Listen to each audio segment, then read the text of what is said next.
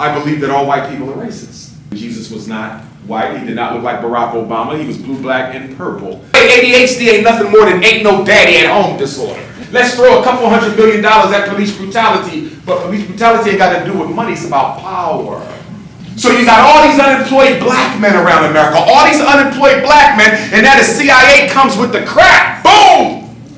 So it's not just about oppressing black people in America. You got to oppress black people in Africa, because you can't let the American African and the continental African unite.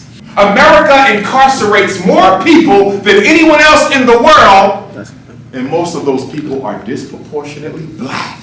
All they did was reinvent slavery through the penal system. If the mother is weak, so will her scattered black children be weak. If the mother is strong, so will all of her children be strong. For example, but I ain't even one. I'm just talking on this beat to have some fucking fun. And she say she like trappers, but baby I ain't one. I'm just flipping packs, I need my racks up to the sun. And she say she like hoopers, but I ain't even one. I'm just crossing niggas up, it's like this 501. Yo, what's good, y'all? So we about to head to the Dr. Umar shit. I'm here with Niobe. We gonna go open-minded, try to get informed, but we are critical of what he's saying. Extremely critical. I mean, I'm looking forward to, you know, some bullshit to sift through, and then hopefully I get my question asked. What issues do you consider to be at the forefront of black people's struggles in this current moment? Okay, so some good questions. I hope they ask them, but we not really expecting them to. But we gonna see. We'll see y'all there.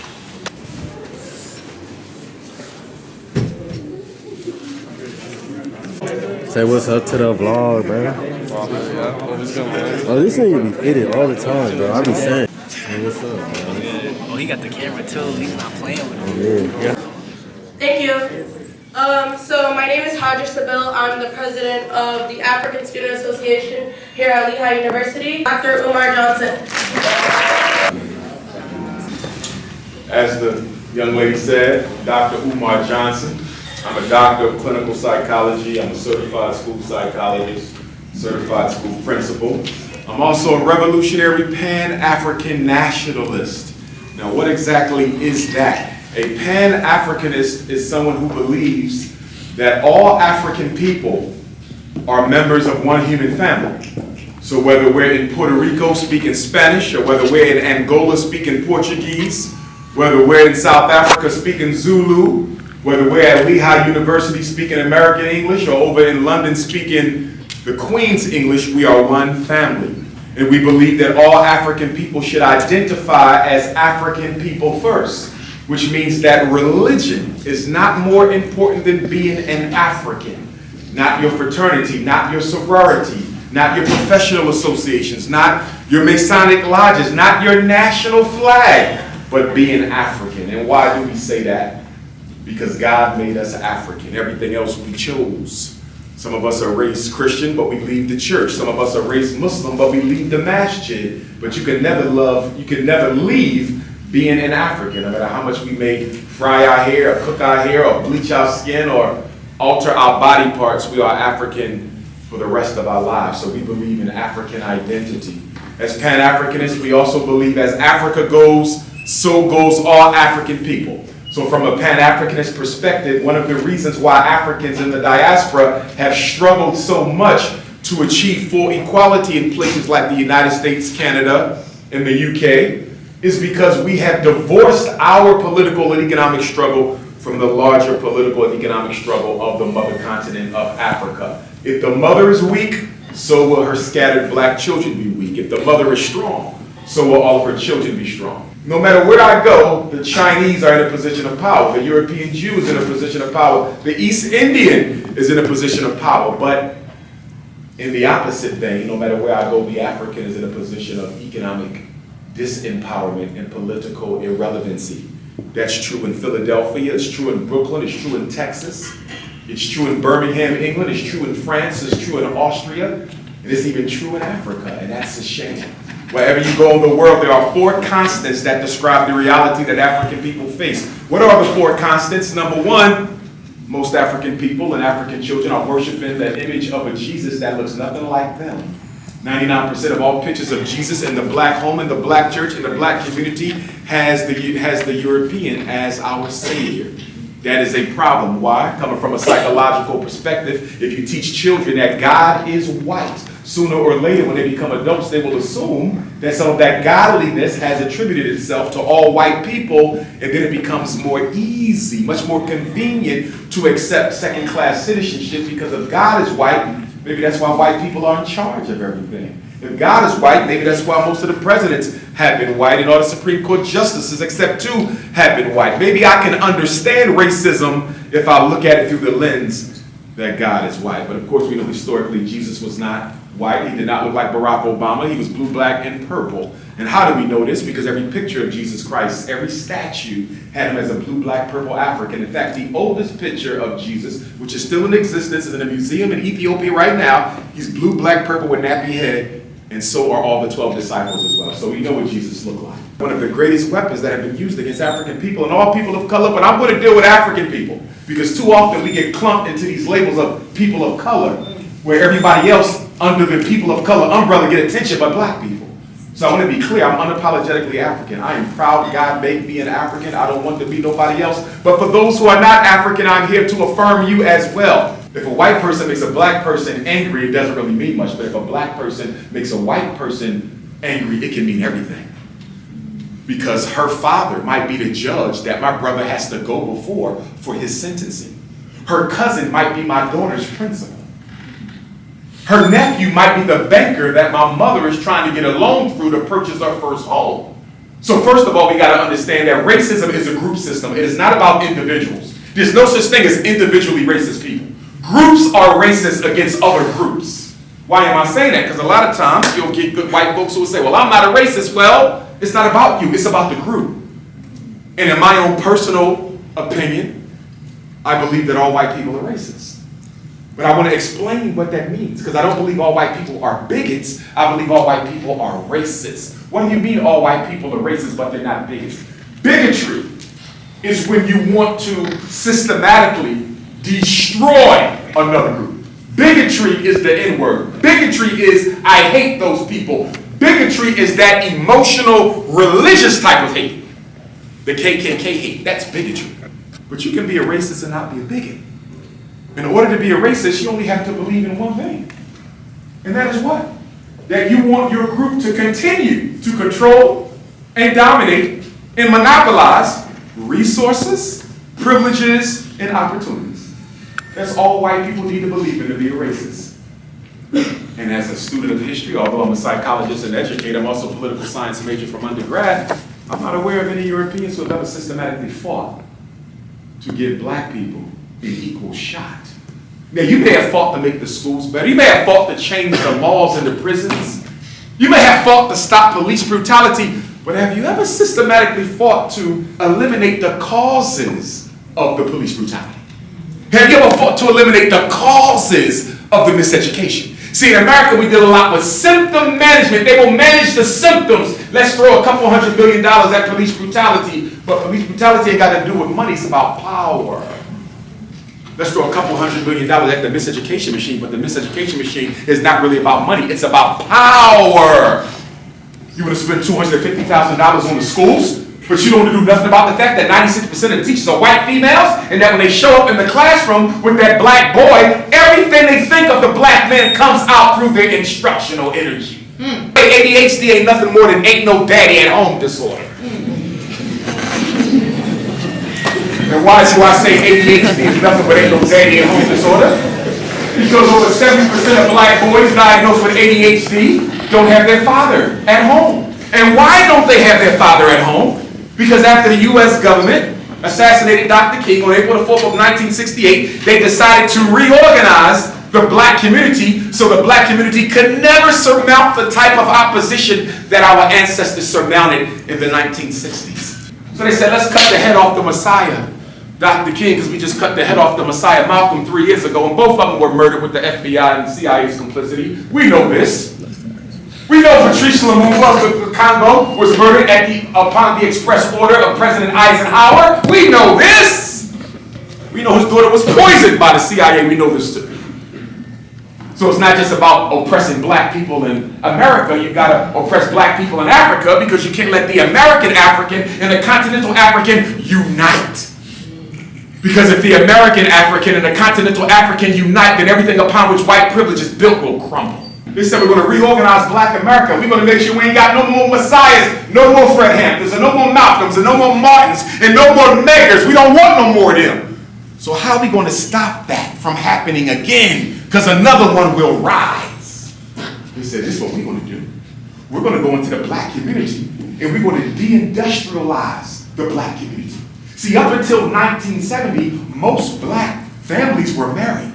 Somebody told a lie that slavery destroyed the black family. Don't you believe it? Slavery did not destroy the black family. Our ancestors remained married. Now, they did it behind the slave master's back. They jumped over the broom. They didn't let people know it, but we remained families. When do you see the rise of the single black female household? 1970. And why do you see the rise of the single black female household in 1970? Because the 1970s was the decade of the de-industrialization of the inner city. Two things to de-industrialize black America. Number one, we're going to take out all the factories that black men have used to feed their families and pay their bills from the 1920s all the way up to the 1970s. Y'all might not know this, young people, but you didn't always need a college degree to live a comfortable life. Go back and talk to your grandparents and your great-grandparents, black or white. Many of them came out of high school, went straight into the factory, and lived lives better than we live without 3 and 4 master's degrees. But America said we're going to do away with that. They shut them down on purpose to turn good-paying jobs into poverty pits. And then what else did they do? Because they didn't stop with getting rid of the jobs. Not only did they take out the employment, they made sure you wasn't prepared to work if the job came back. So they went into the high schools of Philadelphia and New York, Atlanta, LA, Houston, and Dallas, and they took out the industrial building trade programs. Once upon a time, you can learn how to be a plumber in high school, graduate with your license. Once upon a time, you can learn how to be an electrician. Once upon a time, you can learn how to be a welder. Once upon a time, you can learn how to be an auto mechanic right in your high school, graduate, take the state boards, and go work for someone to start your own business. They destroyed all that in the 1970s, which was just in time for the CIA to drop off the crack cocaine in 1980. Oh, yes. So you got all these unemployed black men around America, all these unemployed black men, and now the CIA comes with the crack. Boom! If I'm an unemployed black man, I got all this crack. I got to make a decision. Either I'm going to smoke it and deal with the fact I can't take care of my family. In other words, I'm going to use the crack as a drug, as a sedative. Or I'm going to get smart and economical, and I'm going to start bagging it up and selling the crack to take care of my family. America incarcerates more people than anyone else in the world, and most of those people are disproportionately black. And why is it not illegal? Because the 13th Amendment never outlawed slavery. The 13th Amendment didn't outlaw slavery. Did you read the language? It says slavery shall be illegal in these territories except for punishment for a crime. All they did was reinvent slavery through the penal system. And that's why the prison ain't nothing but a slave ship, except it sits on land, not water. And so then Bill Clinton comes, our first black president.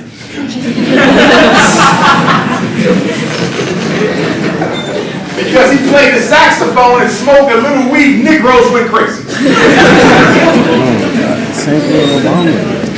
I want you to understand something. Politically speaking, nothing will change for Africans in America until you get off of both the Democratic Party plantation and the Republican Party plantation. They're playing games with us. The Republican Party and the Democratic Party, neither one of them takes black folks serious, and part of it is our fault. Because our vote is not organized. People don't vote for you, they're not black. Since when did black people become the personal property of the Democratic Party? I thought slavery was over. So then you get elected, and on your first day of office, you don't do nothing for black folks. You signed the transgender bill, which is okay. But where's the anti-police brutality bill?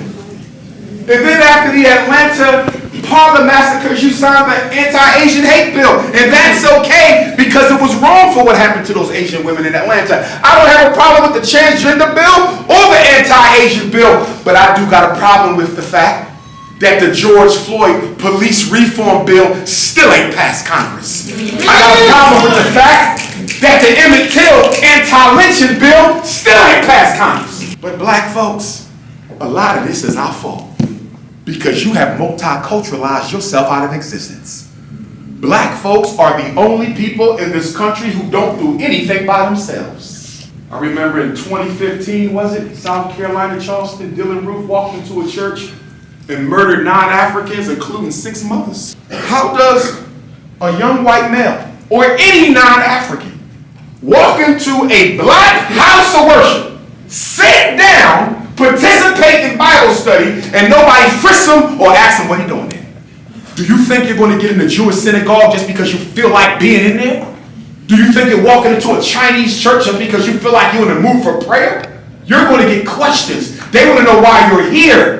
Because although you might be a Christian like me, this is reserved for my people.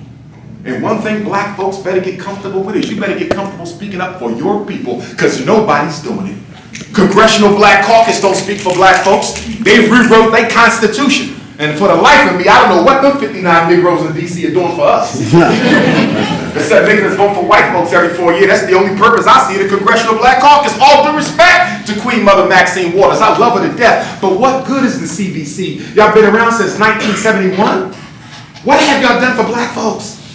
We don't see you for 4 years and then you come out to usher in another white man into the White House and tell us how good this slave master will be. Can you name a black church that's at the forefront of fighting for better schools?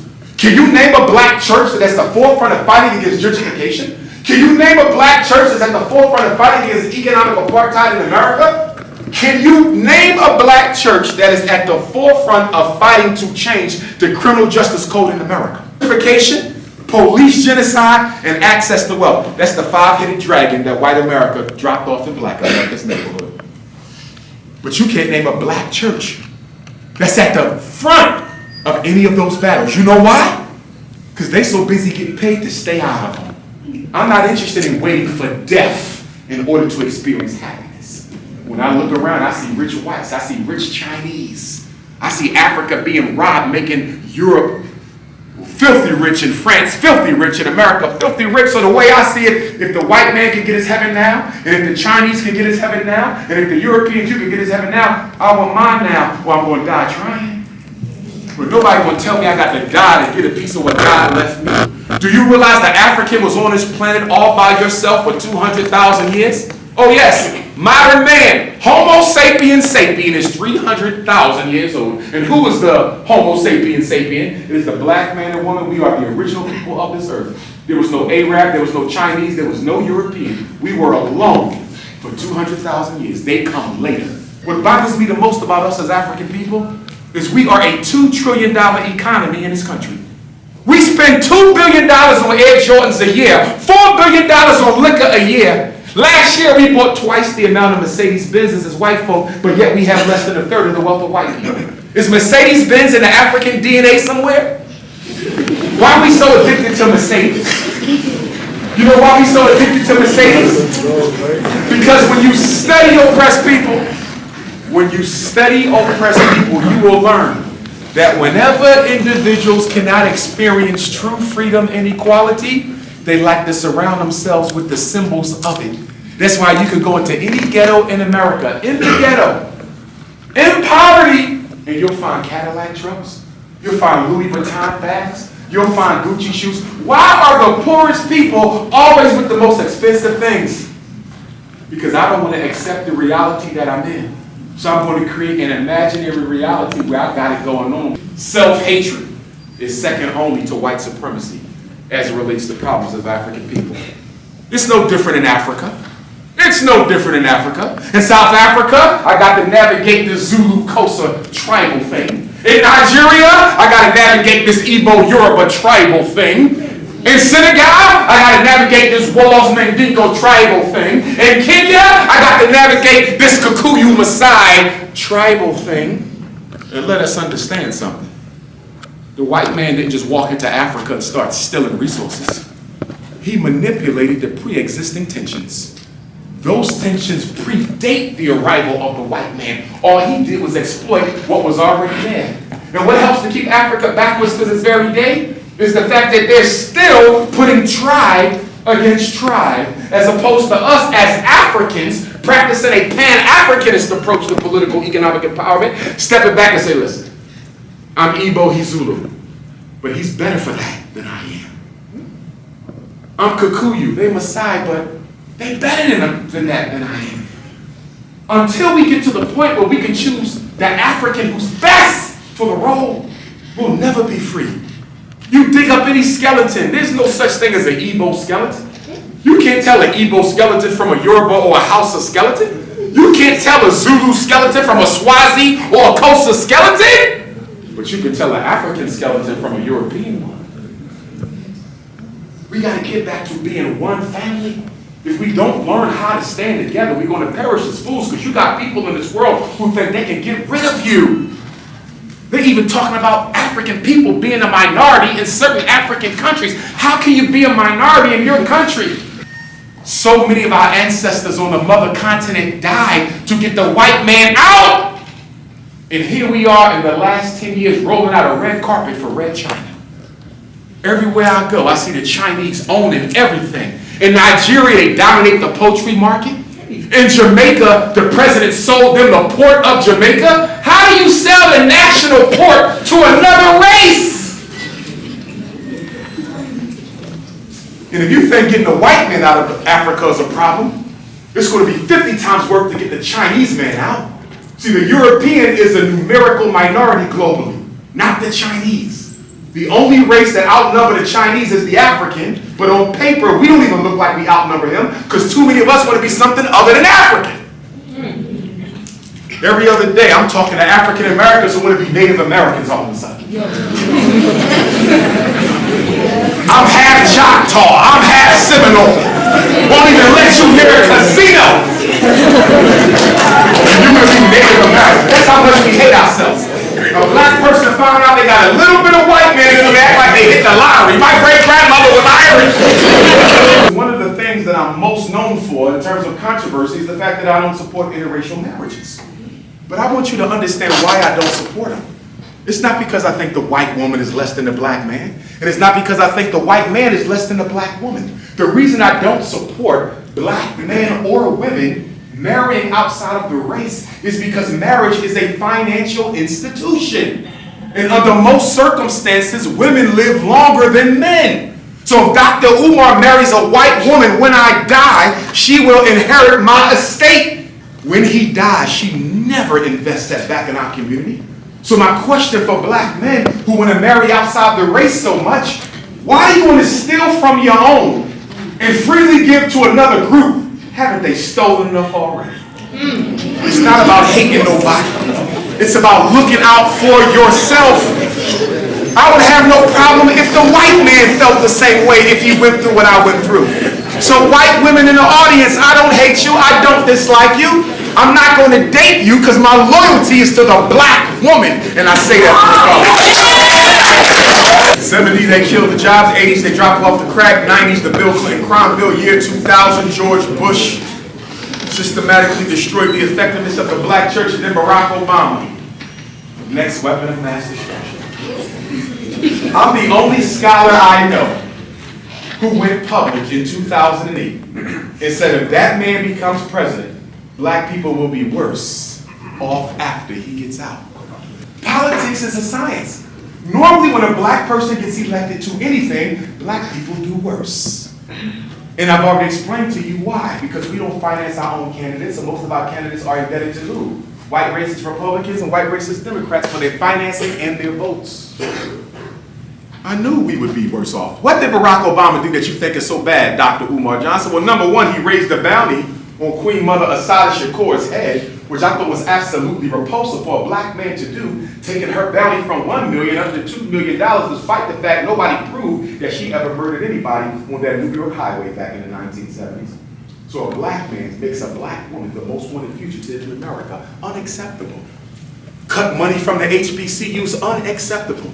Refused to exonerate the most honorable Marcus Messiah Garvey from the fraudulent charges J. Edgar Hoover put on him 100 years ago. Absolutely unacceptable. Refused to discuss reparations for African people. Absolutely unacceptable, President Obama. But the biggest thing he did that I can't forgive him for is he took everything my ancestors fought for and refused to apply it to the people who died for it. Instead, you gave my civil rights over to the LGBTQ. And you gave my civil rights over to the feminist movement. And you gave my civil rights over to the Mexicans and to them and to this and to that. And that's okay if you want to make sure other groups get their equal treatment. But if my people died for it, my people should eat first. And we still haven't eaten yet. Barack Obama turned his back on black folks and looked out for everybody but us. But guess what? I blame you more than him. Because when Trayvon got murdered and he didn't do nothing about it, you continue to support him. That's right. Eric Garner, Philando Castile, Alton Sterling, Sandra Bland, and all of them was not on Obama's watch. When we do business with the white power structure, we can't care about whether we like them personally or not. This is a business deal. How many of you have done business with people you didn't like, but you did it because the ends were mutually beneficial? We need to sit down with the Democrats and the Republicans and say, hey, we got 50 million votes in this country.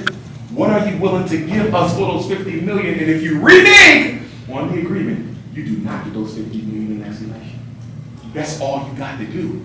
But the problem is the Democratic Negro gatekeepers, their job is to make sure black folks just go out and blindly vote every election. They're about to do it this Thursday. Election, well, was election day today? Yes, today. Today. Just go vote. And you say vote for what? It don't matter, just vote. Can I vote the way police should decide? No. But vote anyway. What about schools? Can I vote to make the schools better? Can I vote away racism? Can I vote away gentrification? Can I vote for my slice of the economic pie that my ancestors built? No. So what am I voting for? Because your ancestors died for it. Well, guess what, brothers and sisters? I'm here to tell you something. That's a lie. My ancestors didn't die for me to vote. My ancestors died for freedom and equality. Voting was the tactic that they used at their time that they felt was most likely to deliver the freedom and the equality. They didn't die for me to vote. Stop confusing goals with tactics. In this day and time, the tactics need to change. I'm not anti-vote, but I'm anti-stupidity. And until we organize the black vote, it'll never work for us. Critical race theory now. This critical race theory, this approach to studying systemically and scientifically the role of race in American institutions. Nothing wrong with that. But here's what the critical race theorists don't get, and I support them. If you think America is going to co-sign any academic approach, any pedagogy that says we're going to start teaching white kids that racism made their country great, you can forget it. Because America does not function on truth. America, like most countries now, they're not alone. America is not alone. They're the worst ones, but they're not alone. America loves to play the role of moral cop of the globe. That's right. America is the moral police. So whenever somebody does something wrong, America is the first one to tell them that is wrong. That is not humanitarian. How are you going to be the moral cops when your children are being taught in school every day that the dehumanization of African people is the central causative factor to the power that your nation has today? They're not going to allow it. Critical race theory exposes the hypocrisy and contradiction of America as the state. That's why it'll never work. See, one of the privileges that white people have, and all white people have, I don't care if you poor white or rich white, you all got it. You do not have to be accountable for what your ancestors did to put black people in our current political reality. You do not have to answer for it. That's one of the privileges of being white. Yes, they did it to you, but we don't have to answer for it. And white folks love to tell me this. Dr. Johnson, I hear you. They had nothing. They were dead and broke, almost as poor as yours. At no time did we ever own a slave. And I say that may be true. But now I have another question for you, liberal white person. Your ancestors never owned slaves. Can you show me how they never benefited from slavery, though? fucking lacking, no, I'm fucking blasting. He got my Nina on my side and she gon' fucking blast with me. I hit that nigga in the It is what it is. Every white person in this room, and I don't want you to feel bad, I'm trying to make you think, white folks, because one day you might be in a position to help one of my people. So I want you to think. I don't want to anger you or embarrass you, I want you to think.